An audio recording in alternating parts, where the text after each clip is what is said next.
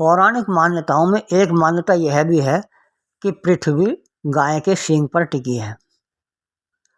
ऐसी मान्यता के आधार पर बने चित्र में भी गाय के सींग पर पृथ्वी को दिखाया गया है। वास्तव में यह मान्यता हास्यास्पद सी ही लगती है। बहुत सारी मान्यताएं इसीलिए हास्यास्पद सी लगती हैं क्योंकि उनका रूप हास्यास्पद बना दिया गया है। ऐसी मान्यताओं का मजाक उड़ाने वालों को मूर्ख नहीं कहा जा सकता, बल्कि सीधे तौर पर पृथ्वी को गाय के सींग पर टिकी दिखाना ही मूर्खता कहा जाना चाहिए। देखिए, यहाँ केवल अनावश्यक रूप से प्रतीकात्मक शैली का ही प्रयोग नहीं हुआ, अपितु इसे अभिधा के रूप में प्रस्तुत किया गया है, जो उचित नहीं कहा जा सकता मेरे विचार से। अब प्रश्न उठता है कि प्रतीकात्मक किस चीज़ का? देखिए, मेरा मानना है कि प्राचीन युग में जिस व्यक्ति के पास जितनी अधिक गायें हुआ करती थीं, उसे उतना ही अधिक धनी माना जाता था। धनी होने का स्तर व्यक्ति के पास गायों की संख्या पर निर्भर करता था। पुराकथाओं में भी चर्चा आती है कि अमुक राजा या अमुक सेठ ने अपनी कन्या के विवाह में इतनी गायें दहेज में दी। प्राचीन युद्धों में भी संधि करते समय एक राजा द्वारा दूसरे राजा को गायें भेंट की जाती थीं। महाभारत में भी कथा आती है कि द्रोणाचार्य ने अपने पुत्र को दूध पिलाने हेतु अपने मित्र राजा द्रुपद से एक गाय प्रदान करने को कहा था, किंतु द्रुपद ने द्रोणाचार्य का अपमान करते हुए गाय देने से इनकार कर दिया था और इसी कारण इन दोनों मित्रों में शत्रुता हो गई थी।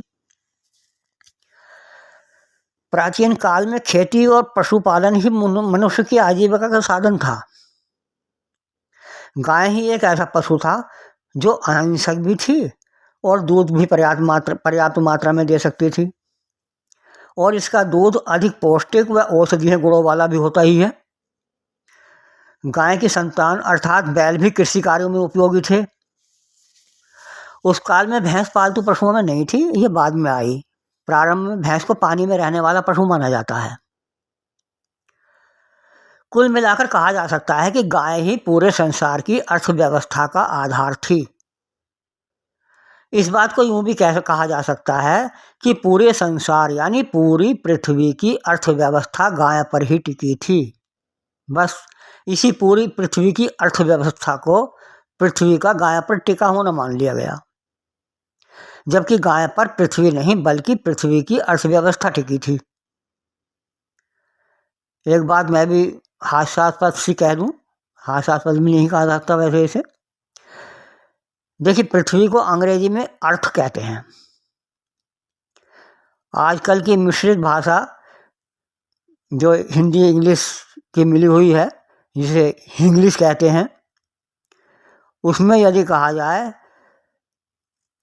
तो गाय पर अर्थ नहीं बल्कि अर्थव्यवस्था टिकी थी।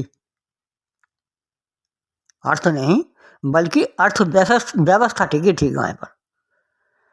वैसे जिस तरह आए दिन नए नए परीक्षणों के बारे में सुनने को मिलता है कि गाय का मलमूत्र भी विशेष गुणों वाला उपयोगी है, तो भविष्य में भी शायद गाय अर्थव्यवस्था का आधार बन सकती है।